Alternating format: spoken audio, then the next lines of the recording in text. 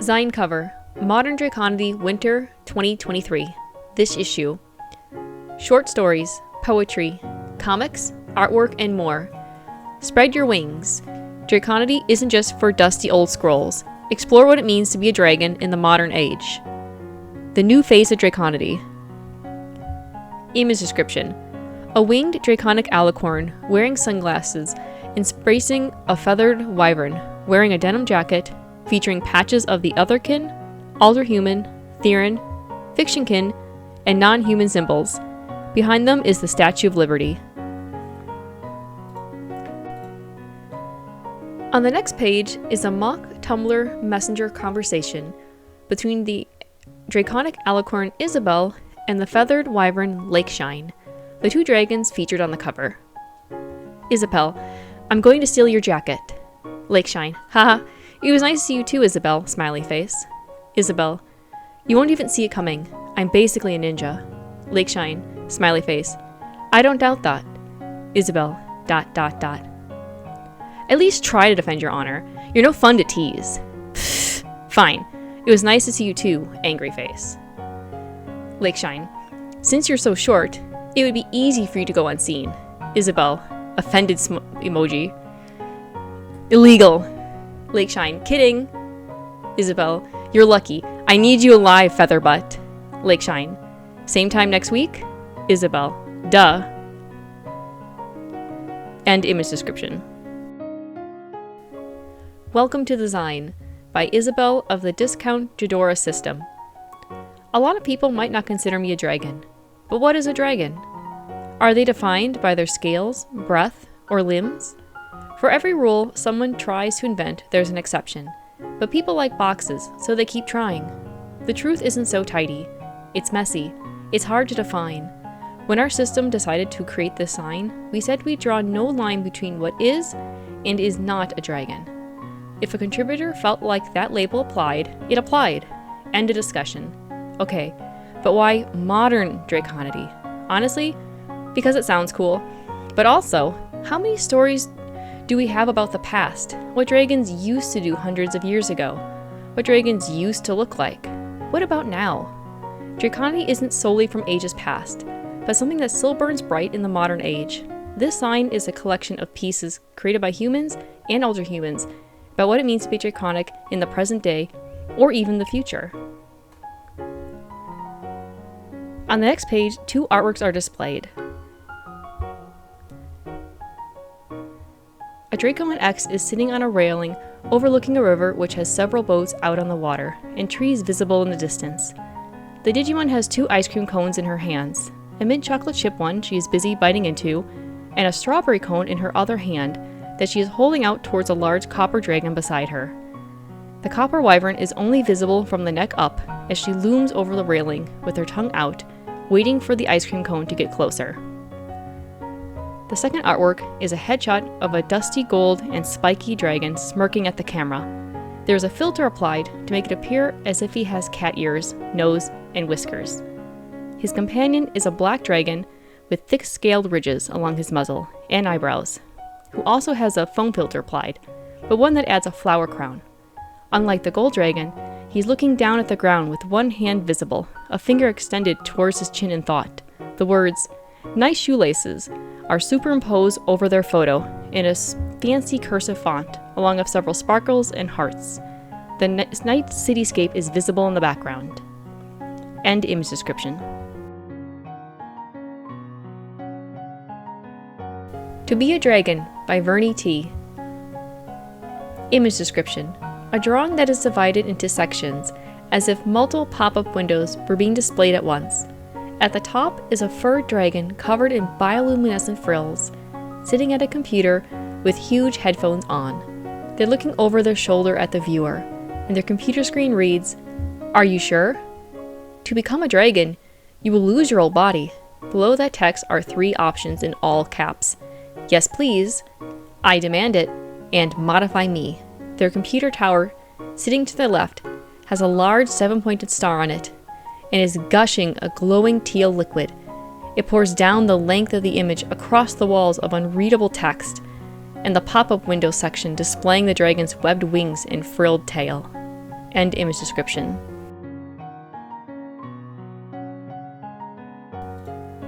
Through the Body, Into the Soul by Venus of the Draconic Collective.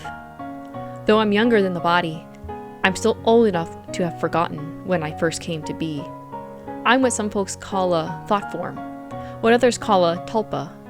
But before we knew what all that plural stuff meant, I was just an imaginary friend, a cluster of neurons, squishy pieces of mind set aside in our host's brain, back when they were single-digit years old. They dreamed me up so they could have a friend, someone to share this cold, unforgiving world with. As a child, they usually resonated best with people of the fictional kind, and I was no exception. We hit it off instantly. A handful of factors went into that, but in hindsight, I think what helped the most was the fact that I was a dragon. I wasn't their first imaginary playmate, nor would I be their last, but something about me was exactly what they needed to carry on. The kids at school were uninteresting and ordinary, so I, with my scales and wings and crazy stories, stood out wonderfully. Their peers were cruel, so I quickly took up the virtue of kindness. Everyone in their life insisted on limiting their imagination. I showed them, as best I could, why that was insulting nonsense. In return for my efforts, they treated me as a friend, a brother, an equal. They showed me everything about this world that they could. I didn't like a lot of what I saw, but there were some nice moments. I learned that there were other people like me, imagined brain folks who wove between the boundaries of real and not. Leo from James Patterson's middle school series, Hobbes of Calvin and Hobbes fame, Manny's Posse from Diary of a Wimpy Kid, to name a few. That representation was good to see. It gave me a glimmer of hope. If these characters could be accepted as equal to the rest of their cast by readers, maybe I'd be treated like I was real one day. Soon enough, I got my first dose of real person treatment, but it wasn't anything like I'd hoped. We were in the hallway, minding our own business, when a middle schooler, one of the biggest, scariest kids we knew at the time, approached me. Not us, me. He spoke to me and beckoned me over. He then pretended to grab me and clip my wings. I'm not sure what I was expecting. It was hilarious to him and disorienting to my host, but I was a little more emotional about it. I wasn't even standing in the place he pretended I was, so I couldn't have gotten hurt. The not physically tangible thing helped too. Still, I was shaken up. You meet a dragon, and you even go so far as to affirm his existence, then you immediately try to hurt him? That was the first thing that came to mind? Was it because you didn't see me as real, or because I dared to not only be an imaginary friend, but an imaginary dragon? Which facet of my existence offended you more? Like I have from most wounds of our past, I've moved on. I've become more confident and stable in who I am, and I'd never dream of letting something like that happen to me again, not while giving the assailant a piece of my mind, maybe a chipped tooth if it's a repeated offense. Being a dragon in this day and age isn't always optimal.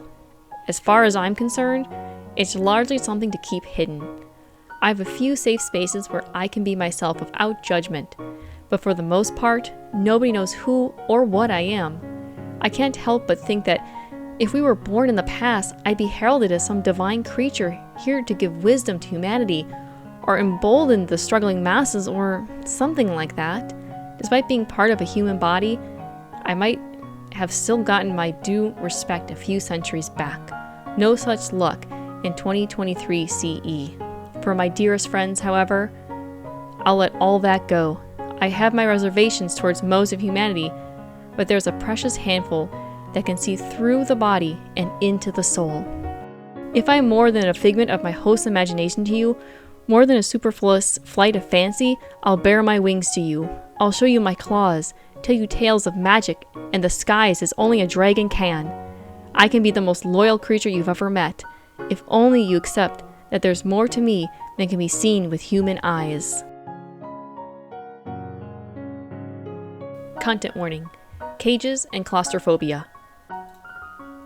Precious Things by Mitch Rar Ignis Blazon. Image description: Panel 1. Photograph of someone standing in front of multiple kennels while holding a cat to their chest and brushing their fur. The person's head and arms have been drawn over to appear as a red dragon with their wings folded behind them. Text at the top reads, "Dragons are known to be guardians, protectors of precious things." Panel 2. The same red, drawn-over dragon is now kneeling down, scratching a cat's chin as the cat lounges on a pile of blankets beside a row of kennels. Text at the bottom reads, "In these days, our precious things are vastly different from gold and jewels." End image description. The Future is Past by Dosky. Panel 1.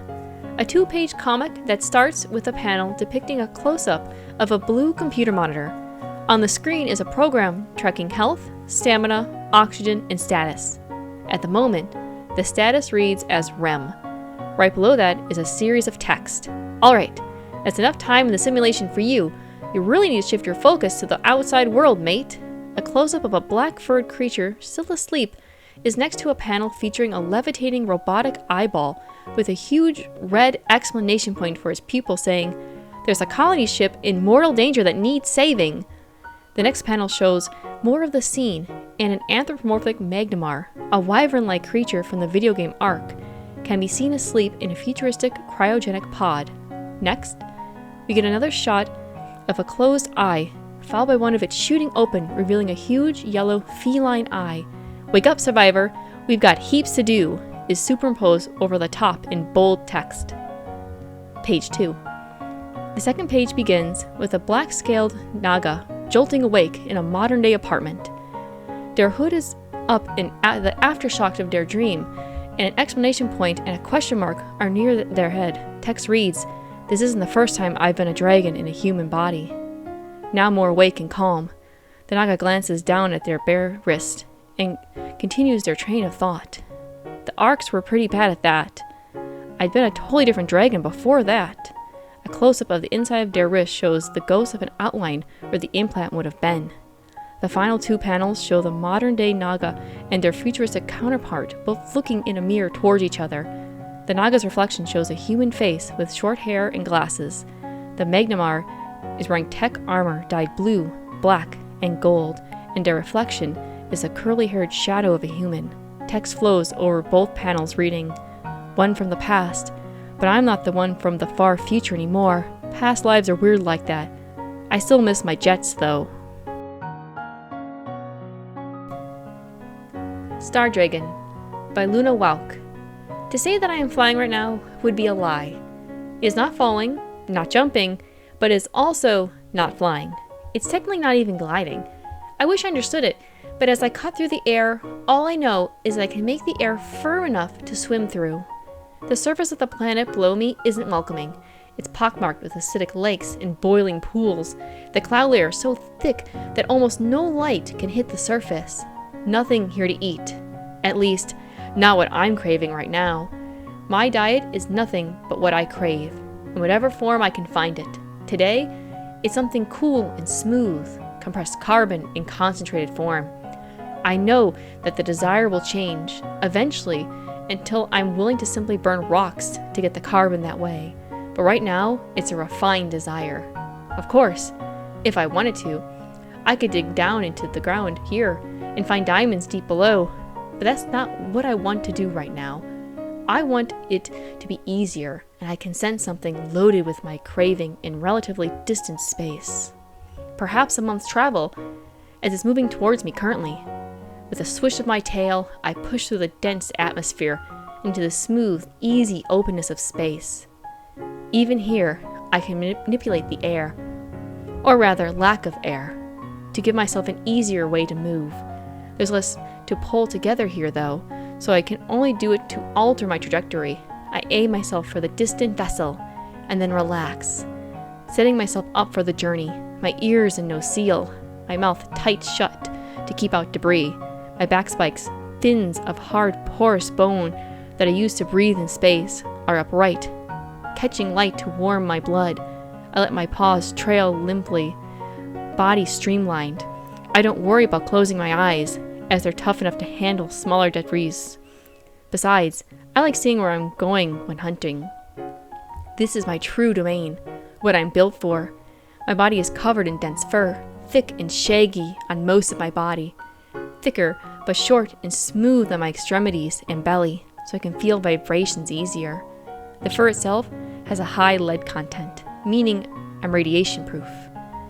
My back spikes, one on each shoulder blade, and a large one in between, and the smaller ones along my spine capture small portions of carbon dioxide and oxygen, the main gases I breathe.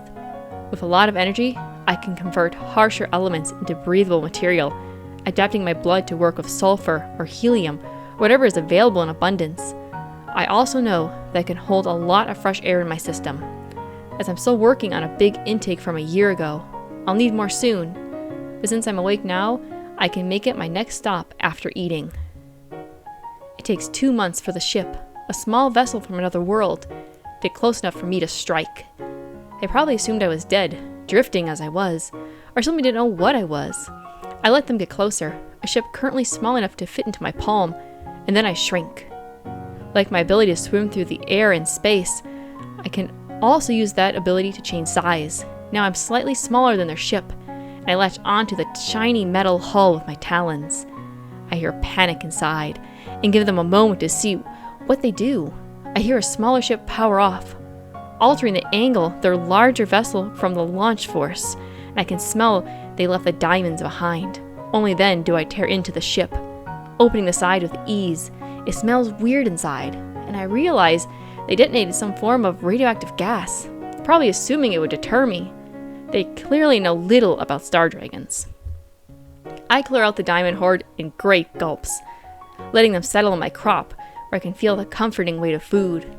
They have almost no flavor like this. The stones are perfectly cleaned and cut, clearly meant for trade somewhere in the world. I tear the remaining ship in half as I size up again, and then check the area for a planet with easy air to breathe. In the far distance, doable if I hibernate for most of the trip. Now that I'm bigger, the diamonds feel less filling, but I know the carbon within will still fill my need. Turning towards the planet I now desire, I let myself fully shut down, closing my eyes for another sleep. Seamlessly endless sleep. Next stop, air, and whatever else my body craves. No Pride Like Dragon Pride by Gus of the Draconic Collective. A black dragon, with its wings patterned to resemble the rainbow, soars upward into the bright blue sky. Handwritten text in the center reads, "No pride like dragon pride." Multiple hand-drawn hearts surround the words. End image description.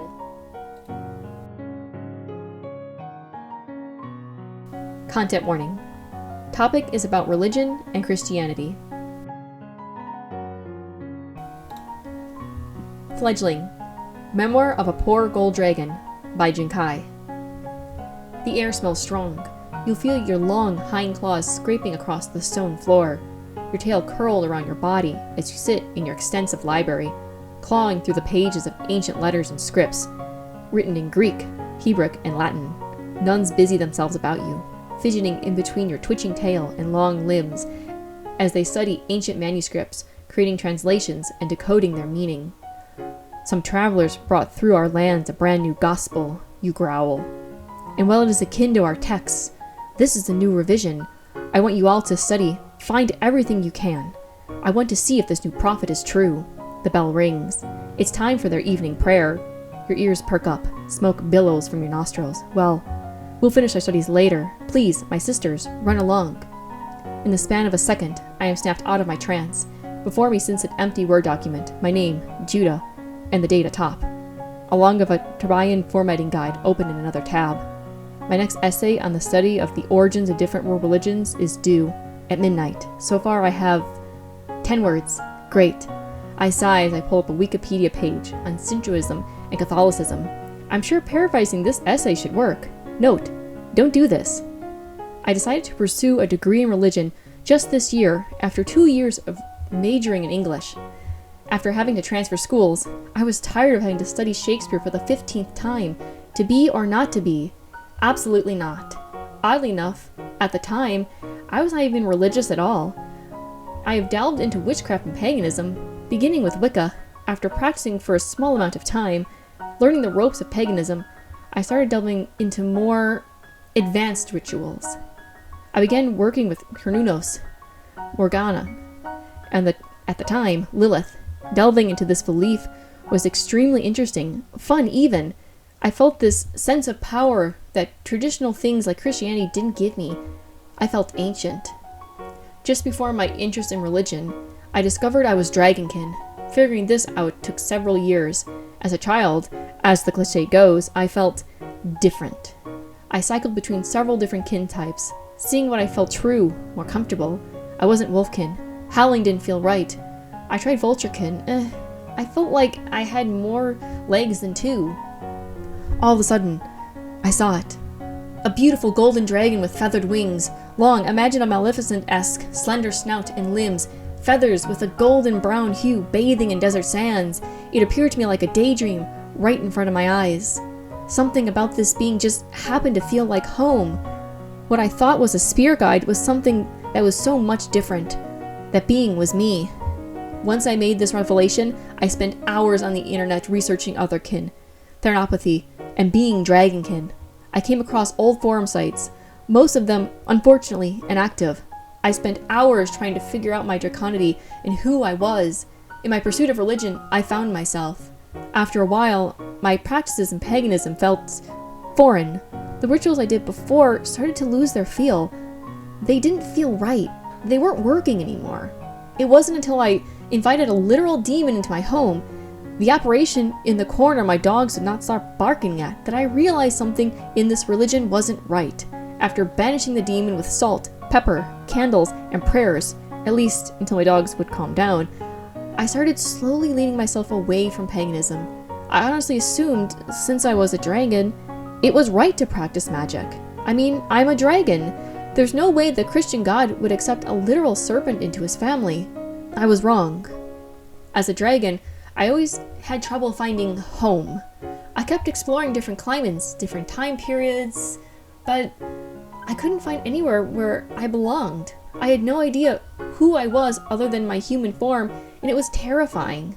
Throughout the day in my work, while scrolling Tumblr, I tried finding anything my dragon spirit resonated with, and found nothing. My studies only isolated me more.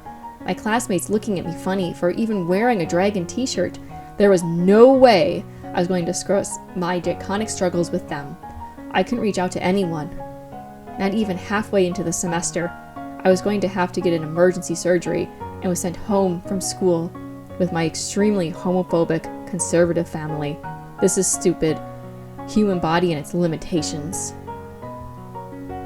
Then, I felt truly and utterly isolated. After a while of shoving my draconic traits down, keeping them under control, from being ridiculed or even beaten, my draconic spirit began to shrink. Even after going back to magic, nothing could awaken the dragon inside.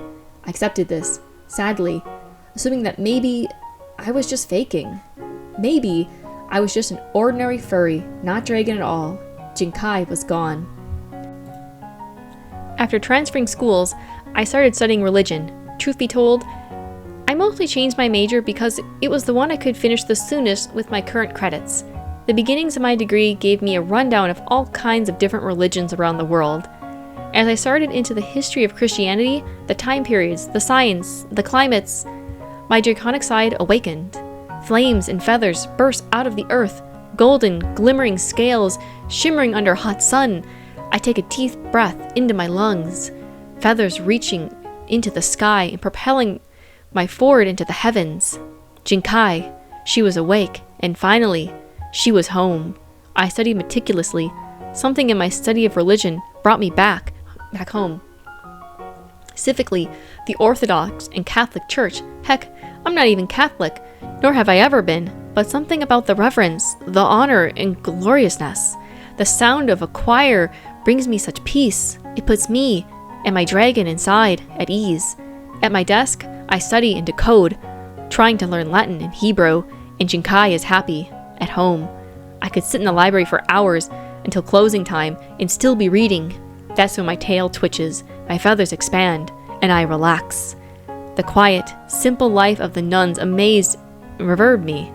Part of myself wants so terribly to be with them, living amongst them in their praise and reverence. They're so happy, so quiet, kind, and gentle. I have protected them in the past and plan to protect them once more.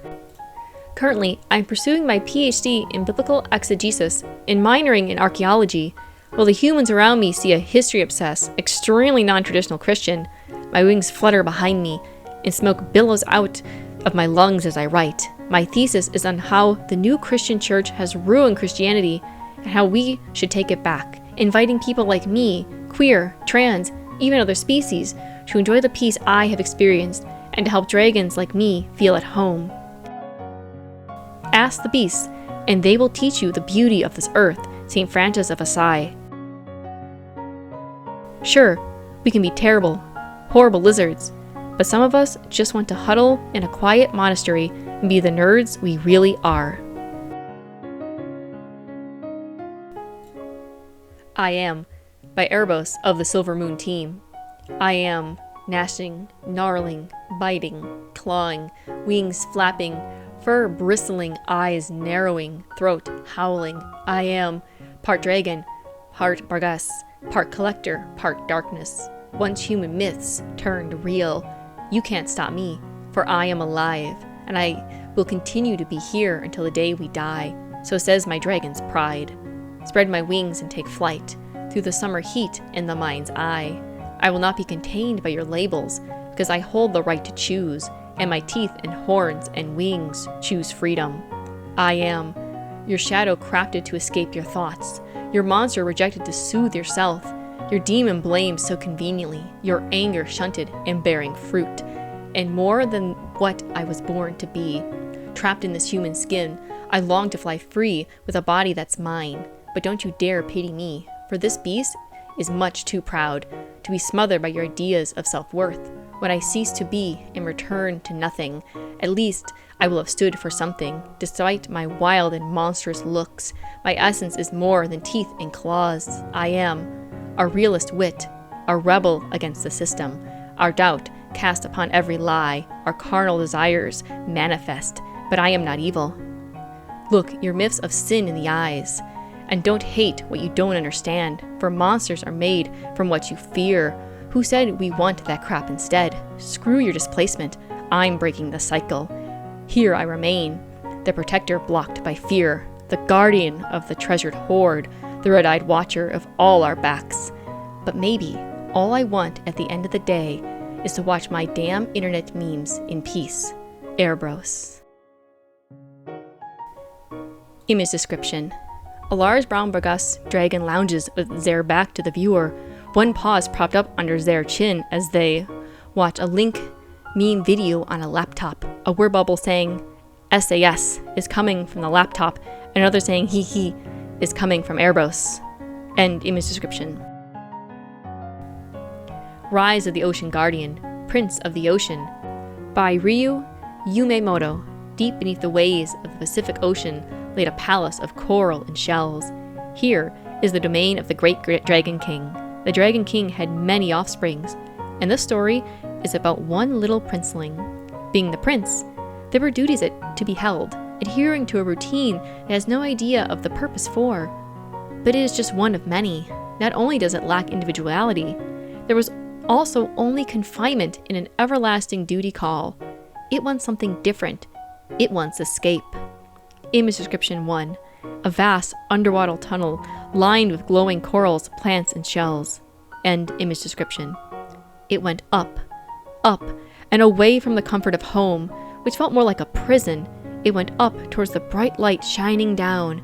It went up and broke through the surface of the vast ocean. Calming waves gently rolled as it finally got its first look at the world beyond the never-ending blue. The realm above mirrored its home, but there were no ripples or currents. What looked like a mixture of its own tail combined with frothy bubbles drifted lazily across the mirror realm. There were some creatures with fins as long as its own tail tip. They flapped those fins on the side of their bodies instead of at the top like turtles. It would miss its turtle servants.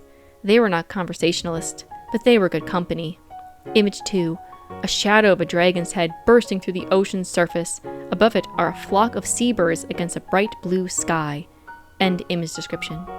Beyond those is the largest pearl it ever witnessed, or perhaps With a startling awareness, it realized that it is the source of warmth and glitter it sometimes glimpsed when venturing out of the palace. Now it can finally see with its own 2 eyes, but not for too long.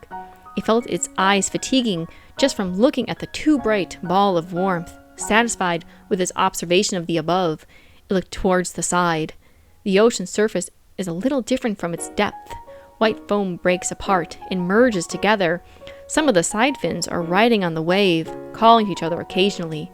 A little in the distance, the everlasting blue breaks apart, splashing against some kind of island. It came fully out of the water, floating just above sea level as it slowly makes its way over. Image 3. A close-up of 2 seabirds with dark brown and copper plumage milling about on the sand. End image description. It came upon a little bay surrounded by towering mountains. There were some more side fins here, but these look on a darker hue. The bay is surrounded by dense forests, and within the center of the land, there are some sand-colored shelters. Gray mist rose from the habitats. It can spot movement, creatures that travel about on 2 legs. It has heard its cousins from above that occasionally visits, talking about the land dweller. Some of them spoke with fondness about their interactions with the land dweller, while some whispered in weary tone, talked of cautionary tale. It puts the thoughts aside, deciding to see for itself what these land dwellers actually are. The mountains surrounding the bay do not feel inhabited by any other with great presence. Perhaps it can find its own new territory there as well. Coming onto the shore, it gently touches down on the soft sand. The land dweller near the shore cried out in alarm. Some of them appear cautious and nervous, some curious, while others fold up their bodies and laid on the ground, heads low in respect. It observed them for a moment before turning and made its way towards the mountain. The land dweller did not move. It soon found itself a nice, quiet spot within the deep greens, a clearing that opens up with a full view of the land dweller's territory. It is satisfied with the location of its choosing for the time being. Image description 4. The shadow of an eastern dragon stands tall on the mountainside, looking over a sprawling oceanside village in the distance. From this vantage point, the whole village, its multiple farm plots and roads can be seen, as well as the sheer cliffs and oceans bordering them. End image description.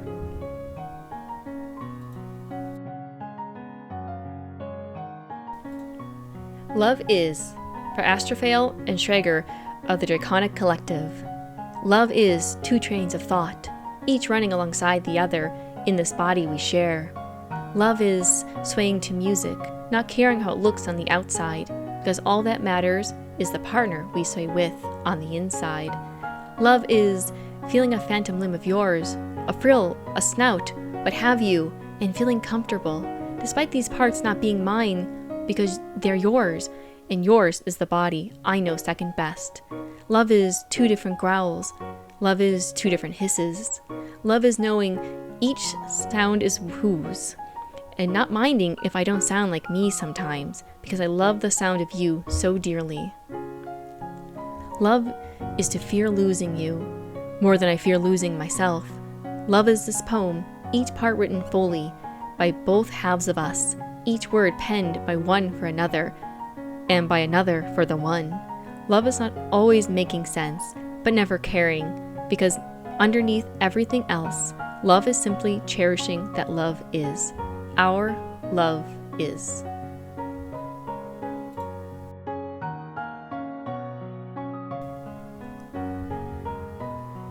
Esceinphre, Síles, Aløren, by Edgeworth of the Sky Rose Garden System. Your heart, the winter wasteland where my love for you cannot survive, burns cold as ice in an Amsterdam flurry. So pour the kerosene down and light the match for me, you whose heart is forbidden to even yourself. No matter whose or what blood stains my hands, it is yours, my dearest, yours, for even you may bite the hand that tends to you. Tell me quiet in your roaring silence, who burned the wasteland of your heart? Did they singe away the frost to make a hearth for themselves? Was it you who tried to make a home within your unforgiving self? You who turned yourself away from the door? The crime, my girl love, Celestiana, was never your suffering, but the ice that tore your hands to cinders, the chains that kept me from your wilderness depths, the world too hot and fast for you to breathe. There's only still cold at the eye of the storm in your core. The hurricane of your staccato words slaughtered hundreds. Can you fly above the tempest, my dear? Do your wings ice over? Do you flinch from the rising updraft of cold, cruel hope? Do you fall from the skies, all worlds, lost to the new in your quest to outrun your own frozen tears? You don't have to extinguish the kerosene fire in your tundra heart. You do not have to erase your scars or bleeding wounds, no matter how permanent the glacier of your scale armor, for the warmth is yours for you to claim. Drive the heat of the deferred grief into the eye of the storm. Síles, my girl love, you do not have to frostbite touch in order to reach out. Let me teach you to fly in your bitter straight-line winds. Even teeth can be gentle if you bite for trust, and my tail may reach out to you like a chain round the heart, if only you hold on. Your heart, a wonderland of winter from the thermosphere above, if only you allow me to show you the escape path from your heart to mine. Ah, Síles, my girl love, with that you were mine. Contributor notes. Esceinphre, chained, frozen, held back. Síles, my one way. Aløren, familial love. Síles, my girl love, my pledged daughter, technically translate to stepdaughter. Thank you for reading. A huge thank you to everyone who submitted pieces. It means a lot to us that others found this idea worthwhile enough to take the time to create works for it. This Zine would not have been possible without your beautiful artworks and writings. Also, another thank you to everyone who downloaded and read our Zine. You are the reason everyone here did what they did to share our ideas, thoughts, and experiences with the community. Hopefully, this has inspired you to go forth and create your own works or Zines. The community can never have too many. We, for one, definitely plan to create more in the future.